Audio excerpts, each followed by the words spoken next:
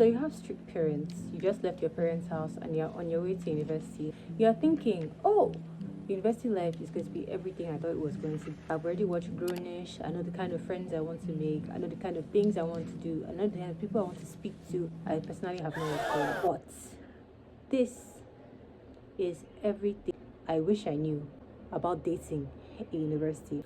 Now, first of all, I'm going to say that this is everything I wish I knew. Some people don't follow any of the advice I stated here. For example, my friends. Then these are just personal things that I follow. But these are things that I would just personally look out for if I was just entering university and I wanted to get into a relationship. So the first thing I wish I knew was to believe rumors.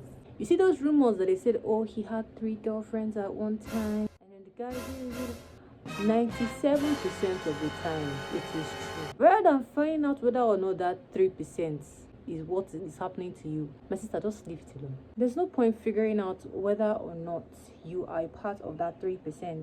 There are 1,000 or thousands of other people on your campus. There's no need to bother yourself with that particular person. Just leave it. Any rumor that they tell you, I'm not talking about the one that is going to be one girl that is salty, but then if it's a rumor and you know that it's a rumor from somebody that you don't know that is trying to warn you, there's no point in finding out by yourself.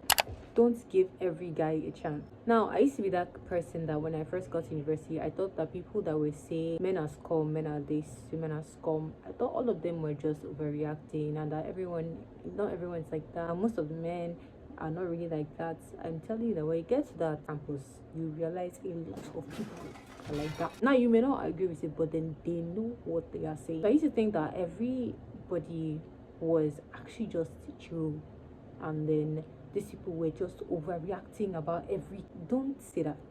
Don't give everybody a chance. Don't give every guy that approaches you a chance. Even if you say, okay, for safety reasons, maybe you give them your number or something. Don't answer every text message. Don't feel obligated to answer every DM that comes through your phone, because at the end of the day, nobody owes you anything, and at the same time, you don't owe them anything. That's something you have to remember. You don't owe them anything, so don't feel obligated to answer, oh, I gave this guy my number today, now I have to text him because I already gave. You don't have to text anybody. You're not feeling it. Next thing I want to say ties a little bit into the last one is trust your gut. If something in you is saying, oh, this person, let me block them. I know that people are always like, oh, I just do things on a whim. Sometimes that whim is what's saving you. If you feel the need to block somebody, or something in you is just saying, oh, block that person, it can be Holy Spirit that is talking to you. Block the person. I know it sounds harsh, but if something within your depth is telling you that, follow it. Don't be afraid to cut people off quietly or quickly or however you want to. Some people will be like, oh, like you didn't even give the guy a chance to cook. At the end of the day, it's your time. It's your time. If you feel like if that particular person does something, I am not going to cut someone off for doing something just like that. It depends on what you did. Some things that happen to you, you don't need it to be something that is absolutely dramatic. There are signs that show in people that you talk to. There are signs that show in very, very minuscule ways. But the moment that you decide that that minuscule way is too small for you to do anything, you will just find out that they've matched you and you don't know they've matched you. I would say that it's better for you to cut someone off when that thing doesn't look like a big deal, and for you to wait for it to become a big deal, and now you're 1 or 2 years in and you are in love with him and you cannot cut him off, and then finals is next week and he breaks up with you, and now you flunked your finals and you're coming back next year to do the court. No, cut him off. Forget about men changing. Anything that concerns, oh, I can change him. My sister, put it inside dustbin. You are not changing anybody. You are not Wonder Woman. You are not the hero. Cut him off. And this one is very, very important. And this is something that I wish I knew, like, immediately I entered. Because now I'll tell you that the only thing in this life that I need is my God. So my God is there.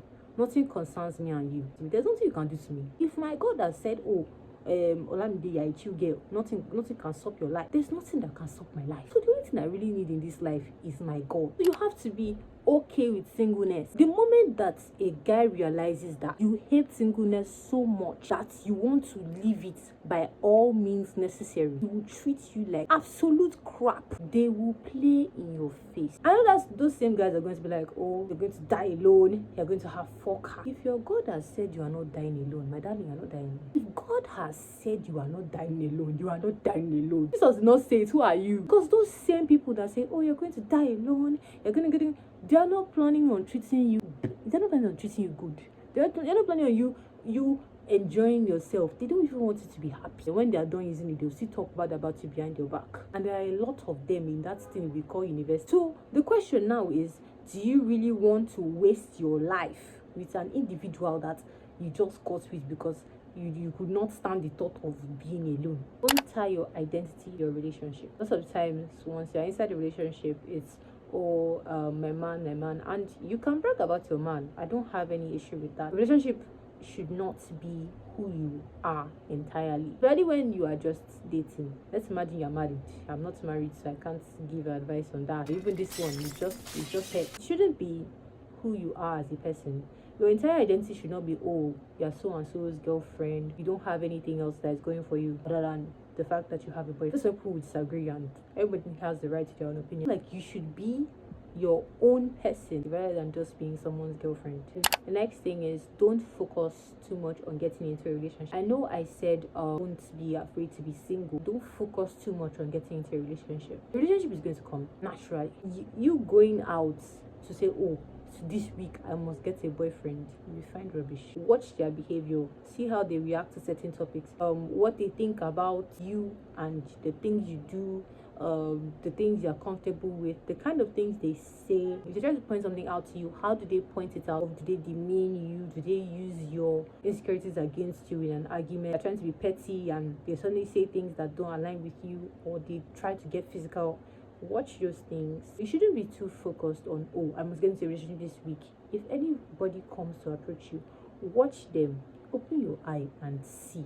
Open your ears and hear, because a lot of these people, they tell on themselves. Then don't change everything because of a man. This is the real thing that I want to talk about. So the other day I was scrolling on TikTok and I saw a video of this guy that was telling us about his friend, and he said that the friend had this particular girl that he actually liked, and the girl liked him back. Then he wanted to see how far the girl was willing to go for him, so he started telling her things to do. Changed her hair, she got piercing, she shaved her head. It was a lot of things, and my mind, I was just so annoyed and I was just unsettled. It's very, very hard, especially when you're a woman, to not want to change things, to have people accept you. And a lot of the times it has something to do with upbringing. If you do like this, you're not going to get a husband. If you do like this, you're going to get a husband. This or that. A lot of the times you are very tempted to change everything about yourself for a man. Change your interest just so a man can like you. The moment you see that you are on the verge of doing that, it's better for you to step away, because it's not healthy. So you want to change your hobby, you want to change your friends, you want to change everything for a person that is not your husband. And even sometimes, but anyway, the person is not meant to be your husband. You want to get married because you did not back him. You need to be very, very, very, very careful. Even if it's someone that you really, really, really, really like, you have to be willing to let that person go. The moment you see that you are losing yourself, it's not worth it, because you let a part of yourself go for a person that you were not even meant to be involved with in the first place. Those are all the things I wish I knew. Without further ado, that's the end of the video, guys.